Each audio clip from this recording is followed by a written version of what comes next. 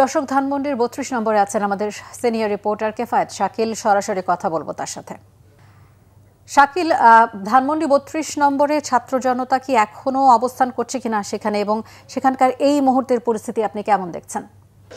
সিফাত, আপনি জানেন যে আমি ধানমন্ডি ৩২-এ অবস্থান করছি এবং এখানে কিন্তু এই মুহূর্তে উত্তপ্ত একটি পরিবেশ। পুলিশ এবং সেনাবাহিনীর সঙ্গে ছাত্র জনতার সংঘর্ষ চলছে। টিয়ার শেল, সাউন্ড গ্রেনেড নিক্ষেপ পুলিশকে লক্ষ্য করে, পুলিশ এবং সেনাবাহিনীকে লক্ষ্য করে কিন্তু ইট পাটকেল নিক্ষেপ করছে।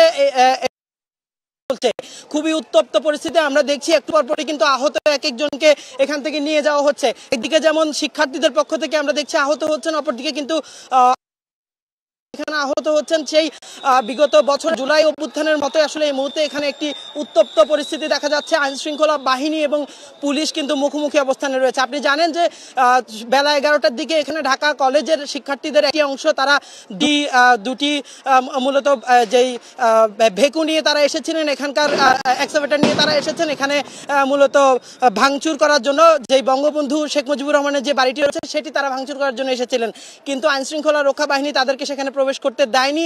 এটিকে ঘিরেই মূলত আইন শৃঙ্খলা বাহিনী এবং শিক্ষার্থীদের মধ্যে মুখোমুখি অবস্থান তৈরি হয় এবং তখন কিন্তু পুলিশ এবং সেনাবাহিনী তাদেরকে ছত্রভঙ্গ করে দেয়। তারপর কিন্তু শিক্ষার্থীরা আরো শক্তি বাড়িয়ে, আরো সংখ্যা বাড়িয়ে তারা কিন্তু এখানে জড়ো হয়েছেন। এখন বিপুল পরিমাণ ছাত্র জনতা এখানে অবস্থান করছেন এবং আইন শৃঙ্খলা বাহিনীরও বিপুল পরিমাণ সদস্য এখানে রয়েছে। আমরা দেখেছি বিজিবি মোতায়েন করা হয়েছে, সেনাবাহিনীর বাড়তি সদস্য এখানে মোতায়েন রয়েছে।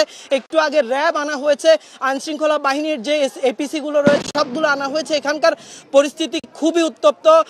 আমরা দেখছি থেমে থেমে কিন্তু সংঘর্ষ চলছে। এখানকার যতগুলো রাস্তা রয়েছে, চারদিকে যে 4টি রাস্তা রয়েছে সব রাস্তায় কিন্তু আইন শৃঙ্খলা বাহিনীর সদস্যরা রয়েছে। শিক্ষার্থীরা কিন্তু প্রতিটি রাস্তার মাথায় রয়েছে এবং সেখান থেকে কিন্তু তারা কিন্তু পুলিশ এবং আইন শৃঙ্খলা বাহিনীকে লক্ষ্য করে ইট পাটকেল নিক্ষেপ করছেন।